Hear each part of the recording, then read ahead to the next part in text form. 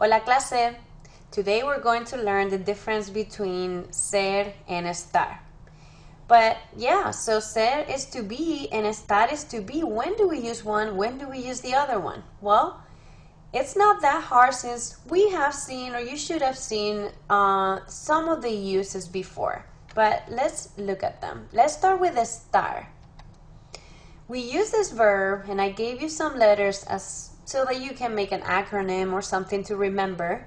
But let's learn all these three uses. The first one will be location, where someone or something is located. So one typical question is ¿Dónde estás? In the you form. Where are you?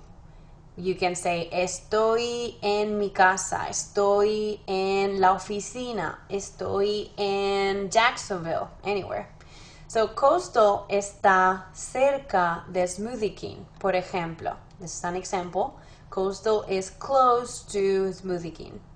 Mis padres y mis hermanos, my parents and my siblings, or brothers or siblings, están en España. Every time you see that en, most of the times it's a location. Be careful because I'll tell you later about an exception. But most of the times, if you see en location, it's going to be estar, this verb.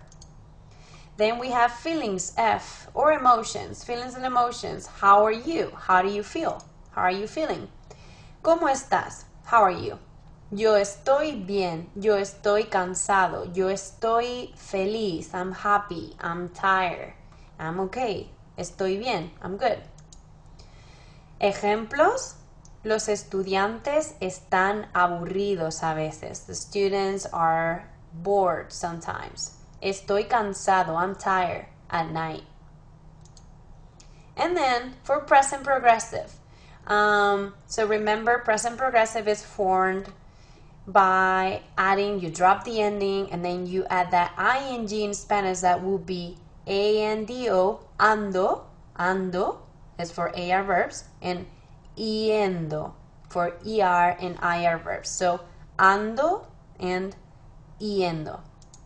And yeah, the typical question would be, what are you doing? ¿Qué estás haciendo? Yo estoy enseñando. I am teaching the class. Yo estoy enseñando la clase. Ustedes están estudiando. You guys, formal, you guys are studying.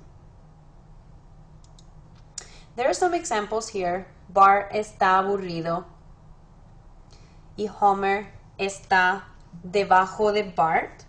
So Bart is bored and Homer is under Bart. You can see that this is a feeling.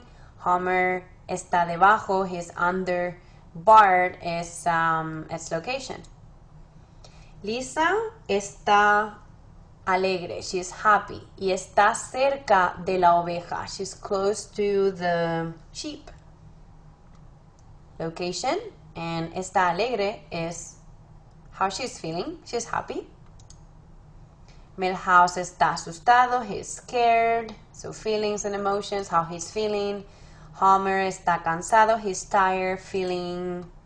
El abuelo está enfermo, he's sick, he's in bed. See? Look at that in, location, where he is. He's in his bed or in bed. And he's sick, feeling, and location. Marge está enojada, she's mad. Y she is talking on the phone, or talking. Ella está hablando por teléfono. Maggie está furiosa, she's angry, or enojada, how she's feeling. So see, all of these sentences, it's either location, feeling or emotion, and present progressive. Están sorprendidos, they are surprised, they are far from home. Homer está manejando, he's driving. Now, when do we use ser then? Well, for all of the other uses, we'll be using ser. One of the most common ones, the most like important one is the most important one. It would be description, to describe people, things, places. Surf City es una zona muy tranquila en el invierno. It's a quiet place or area in the winter. La ciudad es grande y moderna. The city is big and modern. Yo soy rubia y bonita. I am blonde and beautiful. That's not me. Number 2, to describe the inherent qualities, physical or personality. So when you're talking about your personality or your physical description, you will also use ser. And we've seen this before at the beginning of the semester. ¿Cómo eres? What are you like? This is not how are you. How are you? It would be ¿cómo estás? ¿Cómo eres means what are you like? It's asking for physical description or personality. Mi hermana, but this wouldn't be the answer. The answer would be soy inteligente, soy baja, I'm short, soy interesante, por ejemplo. But then other sentences would be this. Mi hermana es alta y es muy simpática. My sister is tall. She's very nice. Jacksonville es tranquilo, is quiet, and es boring sometimes. But see, you're describing the city. You're describing how Jacksonville is, how my sister is. Tú eres inteligente. Los estudiantes son inteligentes. Nosotras, we are, nosotras somos bajas y bonitas. Be careful, every time you're describing someone or something or a city, it has to agree with whatever that you're describing. If it's nosotras, it's female and plural, it will be feminine and plural. Bajas y bonitas.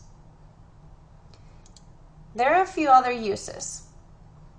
To indicate origin and nationality, so where you're from. So the question, where are you from? ¿De dónde eres? Yo soy de España. Yo soy de Carolina del Norte, North Carolina. Soy de España. Pero, but my best friend, mi mejor amigo, es puertorriqueño. My best friend is from, or is Puerto Rican. This is another hint. Usually when you have en, it will be estar, like I said earlier. But with de, it will be ser. Soy de España. I am from Spain. Vosotros sois estadounidenses, with nationalities. You guys, the you guys that we use in Spain, vosotros, you guys are, vosotros sois estadounidenses, is like you would say American, but in Spanish we have estadounidenses. Then, to tell the time, we also use ser. Tell the time, the months, date, the day. So, all dates and time. Hoy es lunes, today is Monday, es 26 de noviembre. Remember, days of the week, months, they're not capitalized, okay? Y es el año 2018. 2018. También es invierno. It's also winter. Son las 11:30. 11:30. It's 11:30. And then, to indicate relationship and possession. So, este libro es mío. This book is mine. Mío. La mochila es de María. Again, we have that de here in origin and nationality and also with possession. So, if you see de, most likely it's going to be ser. You don't usually say esta de. That doesn't make sense. So every time you see that de right there, right after, make sure you use ser. So la mochila es de María. It means la mochila is Maria's. It's Maria's backpack. La mochila de María, Maria's backpack. Just like that, without the verb. Mis padres son Santi y Domingo. My parents are, see, relationship. When you're talking about your family, like my dad is Domingo. Mi padre es Domingo. Mi hermano es Carlos. Mi madre es Santi. Okay? So, yep. we use ser. And there's a few, oh, I thought it was the examples, but no, exception. One exception, super important. You need to remember this because it's kind of tricky. So, location of scheduled events. Careful. If you have a sentence that has a place, the concert is at the auditorium, in the auditorium. You have a place, so you'll be like, wait, if it's a place, it would be estar, right? Well, be careful. There's an exception. If it's a scheduled event, like the concert, the party, the wedding, the birthday party, the meeting, things like that, even if you're talking about where they are located, they're going to go with ser. El concierto es en el auditorio. La fiesta es en mi casa. Even though you're talking about where the party is, where the concert is going to be located, no, you need to use ser. Okay? So just careful with this exception. And then let's look at the examples. Es el día de Navidad, es Christmas Day, es Christmas. Es el 25, es the 25th, y es en diciembre. El donut, sometimes some people call it dona, la dona, or el donut, es de Homer. So it's Homer's donut. So es de possession. Marge es una mujer muy alta. She's a very tall lady, a woman. Yes, a description. El señor Barnes es un hombre antipático. He's not nice. Description. Apu es de la India. He is from. See, remember that de?